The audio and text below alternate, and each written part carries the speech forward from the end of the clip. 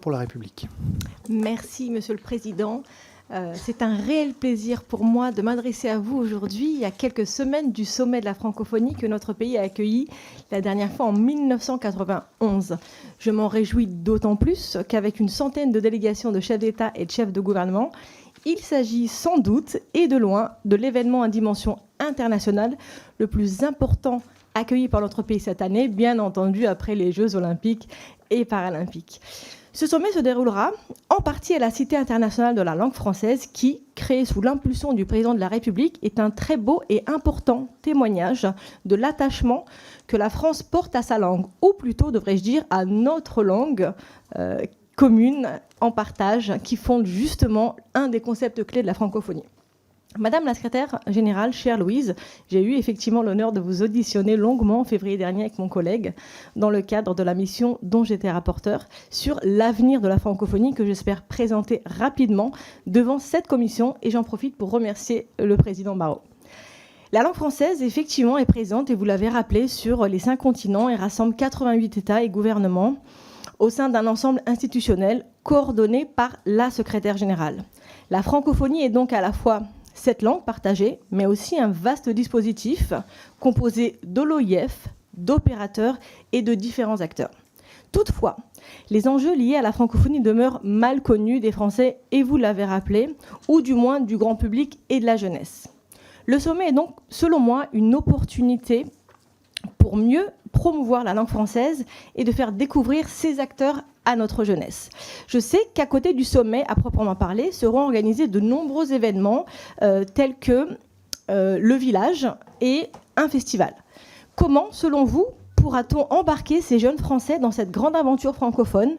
Comment rendre la langue française et la francophonie plus attractives pour nos jeunes ? Parce que c'est vrai que les jeunes des 30 pays africains que vous avez cités sont assez sensibles à la francophonie, mais pas les nôtres. Pour vous, est-ce un enjeu ? Et j'ai bien compris que oui, d'après votre déroulé. Il est vrai que la multiplicité des acteurs liés à la francophonie peut être un frein à une bonne compréhension de ce qu'est la francophonie et de ses objectifs. Donc si le thème du sommet que vous avez rappelé est « Créer, innover et entreprendre en français », est-il prévu d'aborder la question d'une possible réflexion sur le dispositif institutionnel de la francophonie dans son ensemble ? Et je vous en remercie. Merci, Madame la secrétaire générale. Merci beaucoup, Madame la députée. Je suis heureuse de vous revoir après notre rencontre à l'OIF et notre voyage en Arménie avant cela pour la visite des réfugiés. Notre organisation, et c'était ma réflexion dès mon arrivée à l'OIF en 2019, ne peut pas ne pas s'intéresser à la jeunesse, encore une fois, parce que nous sommes un espace très jeune en moyenne et que si nous avons une organisation tournée vers l'avenir, automatiquement, la jeunesse est notre cible principale. Alors, la jeunesse... pour l'intéresser à la francophonie, il faut non seulement travailler pour elle à travers nos programmes, mais aussi travailler avec elle, l'écouter.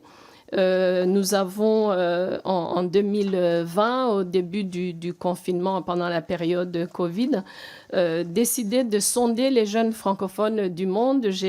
J'étais heureuse de voir qu'il y avait beaucoup de jeunes Français qui ont participé à ce sondage. Et je voulais principalement savoir si notre organisation intéressait vraiment la jeunesse. Et la réponse était positive. Ensuite, j'ai voulu savoir ce qui les intéresse exactement dans le travail de l'OIF.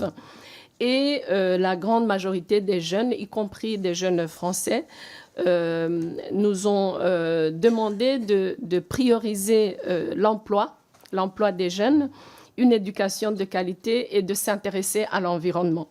Donc, consulter les jeunes, je l'ai aussi fait sur des sujets politiques, notamment en octobre de l'année dernière, où j'ai eu un débat en présentiel avec quelques jeunes, dont 2 Français, et qui ont beaucoup parlé de la nécessité pour leurs dirigeants de leur parler, de ne pas penser que la jeunesse est trop jeune pour contribuer au sujet politique. C'était très intéressant. Les jeunes d'autres parties du monde francophone nous ont beaucoup parlé de la question de la corruption comme un sujet que l'OIF devrait aussi prioriser dans son action politique. Alors, les jeunes français sont partout dans ce sommet. Nous avons autour des tables rondes des chefs d'État dans la discussion sur le thème innover, créer, entreprendre. 2 jeunes par table, dont des jeunes français. Nous avons des jeunes qui ont participé à un concours de l'OIF sur l'innovation, qui seront présents aux côtés des chefs d'État en discussion. Les jeunes seront aussi dans les différents aspects du festival et bien évidemment autour du village de la francophonie. Merci, Madame la Secrétaire Générale.